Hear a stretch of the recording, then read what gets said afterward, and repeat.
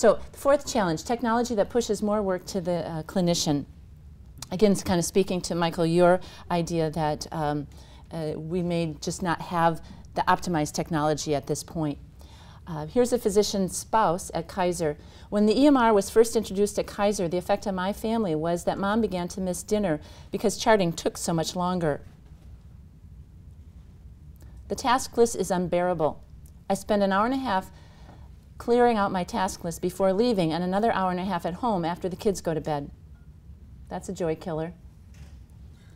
If changes are not made to reduce these time penalties on primary care physicians, there will be no primary care physicians left to penalize.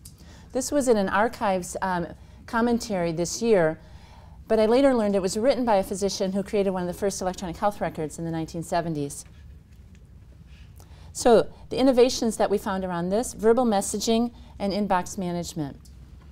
So most of our practice sites, when we went electronic, went to asynchronous communication and electronic messaging, thinking that was a source of efficiency. But many of the practices have come around to realize that verbal messaging is much more efficient. It's much richer communication. There's learning opportunities there, and prevents you from getting tangled up in this electronic thicket of round and round and round messaging. At Mercy Clinics in Des Moines, one of the roles for the health coach is to filter the inbox, to remove from the task list for the physician all the things that are within the nurse's skill set. And many of the things that end up in the task list are really things that the nurse can manage.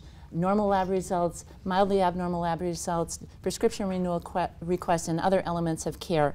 And the MAs as well can be removing some of those. I wanted to highlight a few other things that we noticed around technology. This blew us away. And this is a semicircular desk, so it doesn't seem all that revolutionary, except it changes the dynamic. So the physician and the patient can look at each other eye to eye around this semicircular desk, and then when needed, they can expand it into a three-way conversation to include the electronic health record, in this case displayed across two large monitors so that all three could be part of the decision making. Here's another one, kind of seems mundane, but a printer in every room.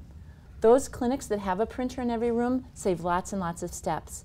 And every time you go in and out of the room as a nurse, as a MA, as a physician, you break the continuity and you decrease the efficiency. And being able to pull that after-visit summary right off the printer in the room and give it to the patient makes a big difference. The last challenge is teams that function poorly and complicate rather than simplify the work. And the innovations that I'd like to highlight are all around communication. Co-location, so that workers who work together actually sit next to each other and can communicate. Huddles before the clinic so that you know what's going on for the day. Team meetings to work out the bugs of the workflow. And then workflow mapping as one particular tool to better understand the work. This is South Central Foundation in Alaska. And at South Central Foundation, the care team is one provider, one nurse, one medical assistant, and a clerk. And that care team sits together in a pod, and there are several care teams, and they are surrounded by an extended care team of a pharmacist and a behavioralist, a mental health worker, and a dietitian. And so that they can very easily communicate across those disciplines because they are physically located near each other. And that allows warm handoffs, it allows sharing your knowledge across those disciplines. This is a similar bullpen that the ambulatory practice of the future has developed. And here I wanted to also highlight there's line of sight. A lot of our practices use line of sight so that where the medical assistant or nurse sat, they could see the status of the exam rooms. That ability to have visual management and visual awareness makes for a more efficient flow. So, Fairview, we'll talk about huddles here. Huddle time is really well spent to increase your productivity rather than decrease it. You do have to invest time in your team. If you want your team to be high functioning, you want your patient care to go smoothly, you have to invest in the team up front to get the results on the back end.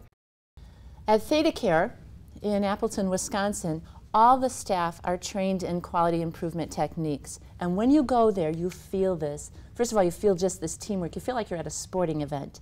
I have never been at a place that had this much energy toward working together. but I think it is because they've invested in their staff, and everyone knows the language of lean, everyone knows the tools of quality improvement. And this is Kathy Markowski, and she is doing leadership rounds, looking at the data with some of her cell leads. And all the clinic walls, all the hallways are lined with data. They have transparency about their data. In fact, they even have data about the patients in the waiting area in terms of the patients on time for appointments and no-shows. So they've brought the patient in a sense, to their data. This is Mission Control Room at Harvard Vanguard, and they also use lean problem solving, and they take every 2 weeks, they take another issue and work to improve it at a very detailed level.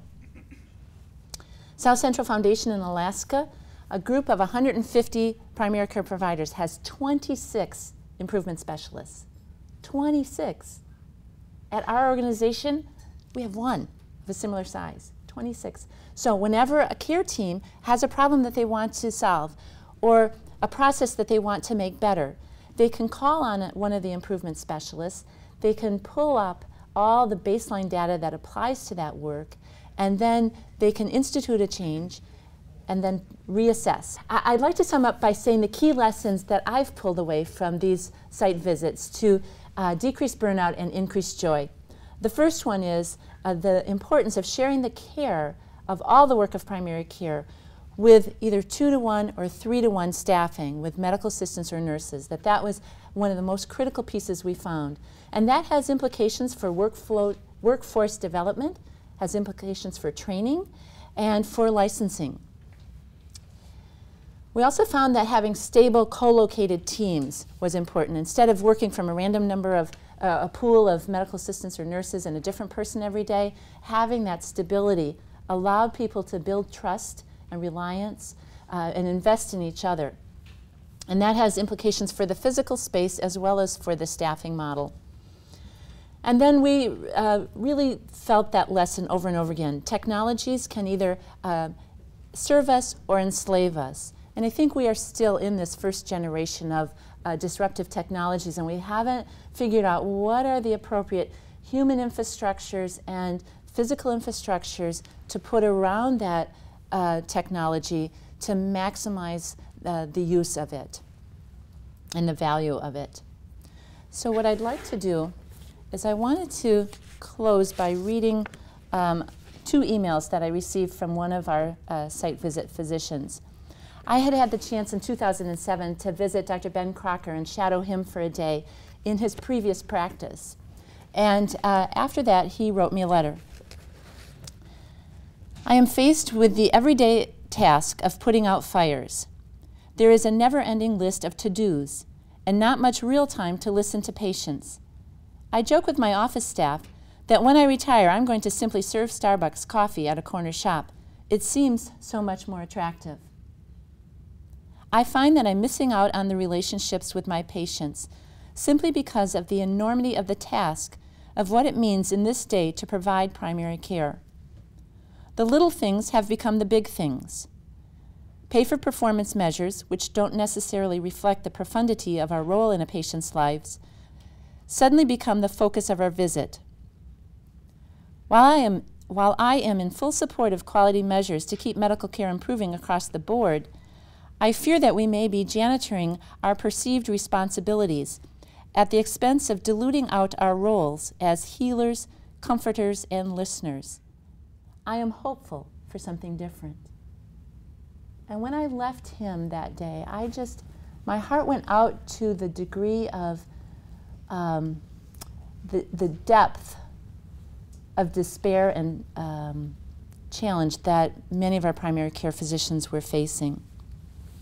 So 4 years later, I had a chance to visit him again in his new practice, the Ambulatory Practice of the Future, and David Judge is here representing that practice. And a few days later, I got this email from him.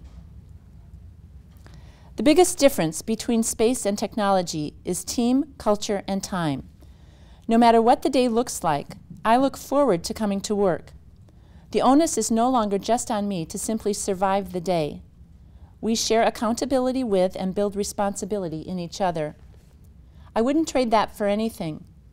Time with patients to better understand who they are, their story, and begin to explore wellness goals has been eye-opening.